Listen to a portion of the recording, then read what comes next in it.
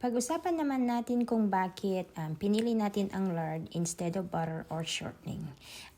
I'm sure nakatikim na ako before ng biscuit made with shortening, pero dahil nga lard yung lagi kong pinipili dahil nga na-try ko na siya ng many times at ito lagi yung pinipili kong gamitin dahil nga po pag natapos siya, yung biscuit, softer, more tender at saka flakier po siya kapag ka natapos. Although gumagamit po tayo ng butter kasi nga binabrush natin yung top ng biscuit bago i-bake dahil nga gusto natin po siyang mag-golden brown. Ayun po. So, kayo po ang bahala kung anong gagamitin nyo. Either lard or butter or shortening. So, kung ako sa inyo, kung hindi po kayo sigurado, pwede rin po naman po kayong mag-search.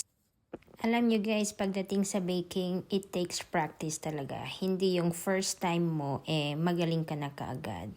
Although, meron akong mga ginagawa na kapag ka first time is good result na siya kaagad. Kaya, inuulit-ulit ko siyang gawin hanggang sa ma-master ko na siya. O, diba? Master daw.